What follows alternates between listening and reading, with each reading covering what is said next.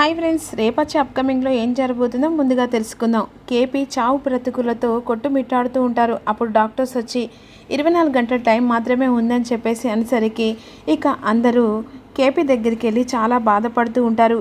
ఇక కేపీ దగ్గరికి శారదను గగన్ని రానివ్వకుండా ఇక శారద బయటకు వచ్చి చాలా ఏడుస్తూ ఉంటుంది. 24 గంటల టైం అని చెప్పేసి డాక్టర్ చెప్పిన మాటలు శారద గుర్తు చేసుకొని ఏడుస్తూ ఉంటుంది. ఎలాగైనా ఈయనను బ్రతికించుకోవాలని చెప్పేసి ఆలోచిస్తూ ఉంటుంది. ఇక ఇక్కడి నుంచి వెళ్ళిపోదాం పదమ్మా అని చెప్పేసి గగన్ అంటుండగా గగన్ని కోపంగా చూస్తుంది.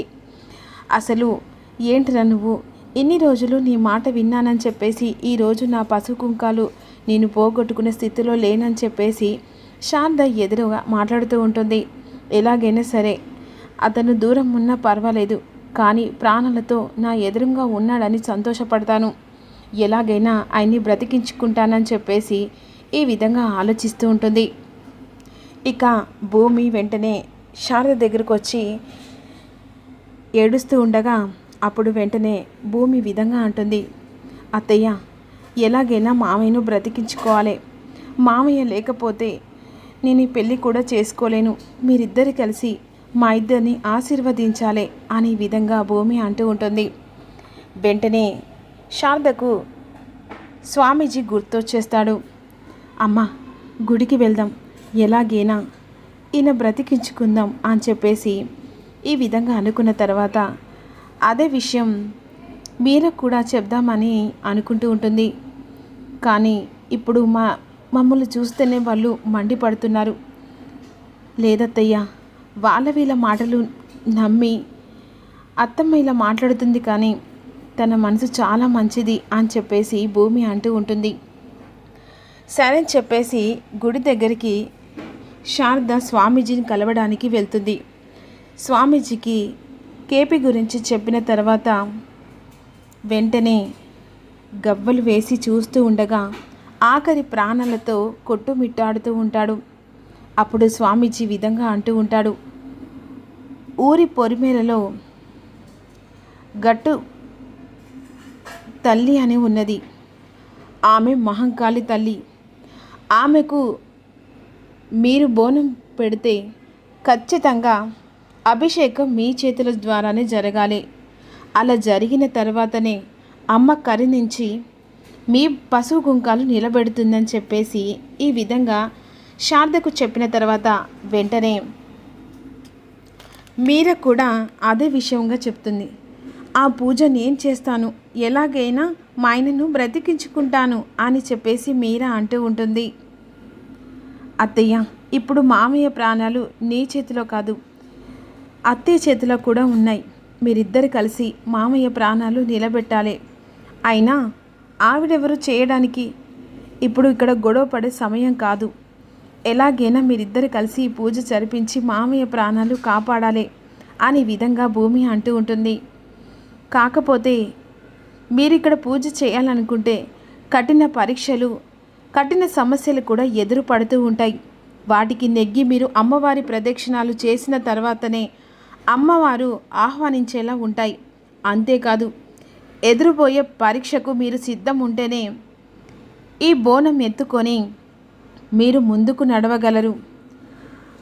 అమ్మవారు మీ మీద కరుణ చూపిస్తేనే మీ పసుపు కుంకాలు మళ్ళీ మీకు తిరిగి వస్తాయి. ఈ పరీక్ష మాత్రం కఠినంగా ఉంటుంది. దానికి సిద్ధమైతేనే మీరు ముందడుగు వేయండి అని స్వామీజీ చెప్తూ ఉంటాడు. ఎలాగైనా సరే నేను మా ఆయనను బ్రతికించుకుంటాను అని చెప్పేసి మీరా అంటూ ఉంటుంది. వెంటనే శారద, గగన్ అందరూ కలిసి అమ్మవారి గుడి దగ్గరికి వస్తారు.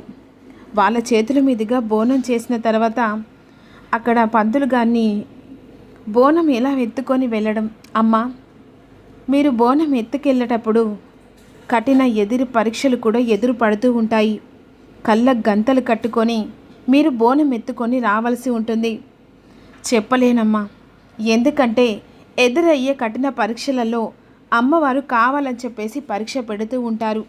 మీరు ఆ పరీక్షను నెగ్గి అమ్మవారి సన్నిధానానికి వచ్చి అమ్మవారికి మీ చేతులతో చేసిన బోనం తమకు సమర్పించి అభిషేకం చేస్తేనే మీ పసుపు కుంకాలు ఉంటాయని చెప్పేసి స్వామీజీ చెప్పిన తర్వాత నేను నా భర్తను ఎలాగైనా కాపాడుకునడానికి ముందడుగు వేస్తానని చెప్పేసి శారద మనసులో అనుకొని బోనం చేసి నెత్తి మీద మీరాను బోనం ఇద్దరు కలిసి పెట్టుకొని కళ్ళకు గంతలు కట్టుకొని మెల్లిమెల్లిగా మెట్లు ఎక్కుతూ ఉంటారు. ఎక్కే సమయంలో అక్కడ నాగదేవత ఎదురు పడుతుంది. ఒక్కసారిగా వచ్చిన భక్తులందరూ ఆ నాగదేవతను చూసి భయంతో పాము పామని చెప్పేసి గట్టిగా అరుస్తుండగా వెంటనే ఇక మీరా భయంతో నెత్తి మీద ఎడ్డుకున్న ఆ బోనం కాస్త నేల మీద పడిపోతుంది. ఒక్కసారిగా చెర్రీ అందరూ షాక్ అయిపోతారు. మీరా కింద పడేసిన బోనానికి భయపడుతూ ఉంటుంది. కానీ శారద మాత్రం ఆ బోనం కింద పడనీయకుండా కళ్ళగట్టిన గంతలు అలాగే ఉండి వెంటనే భూమి ఆ పాము దగ్గరికి వచ్చి అలా మెల్లిగా చేతి పెట్టేసరికి ఆ పాము అరచెయ్యి నుంచెలి పైకి ఎక్కి శివునికి మెడ చుట్టినట్టు భూమికి మెడ చుట్టి అలా వెంటనే గోడకు చేయి పెట్టేసరికి ఆ మెడ చుట్టూ చుట్టుకున్న పాము కాస్త చెయ్యి కింది నుంచెలి గోడ కిందికి అలా దొర్లుతూ వెళ్ళిపోతూ ఉంటుంది. అదే సమయానికి పాము నుంచెలి ఇక ఆ బోనాన్ని దేవుని సన్నిధం దాకా తీసుకెళ్తుంది భూమి. ఇక అలా భూమి వెంటనే అంత సాహసం చేసేసరికి అందరూ షాక్లో ఉండిపోతారు. ఒక్కసారిగా భూమి అలాంటి పెద్ద సాహసం పాము నుంచెలి ఇక శారదను బోనంతో గుడి దగ్గరికి తీసుకెళ్తుంది. అమ్మవారికి ఆ బోనం సమర్పించిన తర్వాత అక్కడున్న పంతులు గారు మంత్రాలు చదువుతూ ఉండగా అభిషేకం శారదతో జరిపిస్తారు. అభిషేకం జరిపిస్తుండగా ఈలోపు కోమాలకెళ్ళిన కేపీ ఒక్కసారిగా శ్వాస వచ్చి అలా కొట్టుమిట్టాడుతుండగా వెంటనే చరచంద్ర అటు ఇటు తిరుగుతుండగా సిస్టర్ వచ్చి చూసేసరికి డాక్టర్ కోమలకెళ్ళిన పేషెంటు స్పృహలోకి వచ్చాడు అని చెప్పేసరికి డాక్టర్ వచ్చి ఇక చేస్తూ ఉంటాడు. ఇక్కడ మాత్రం శారద అమ్మవారికి అభిషేకం చేస్తూ ఉంటుంది. ఇక దేవుడు దయ వల్ల డాక్టర్ బయటికి వచ్చి కోమాల స్టేజ్ నుంచి అతని ప్రాణాలు బయటపడ్డాయని చెప్పేసి చరచంద్రకు ఈ విషయం చెప్పేసరికి వెంటనే చరచంద్ర సంతోషంతో చెర్రీకి ఫోన్ చేసి చెప్తాడు. ఇక శారద చేసిన సాహసానికి వెంటనే కేపీ ప్రాణాలతో బయటపడతాడు. ఆ విషయం వెంటనే చెర్రీ అక్కడున్న గగన్కి పెద్దమ్మ నాన్న కళ్ళు తెరిచాడట అని చెప్పేసి అనేసరికి చాలా సంతోషపడుతుండగా మీరా వెంటనే శారదకు అలా దండం పెడుతుంది.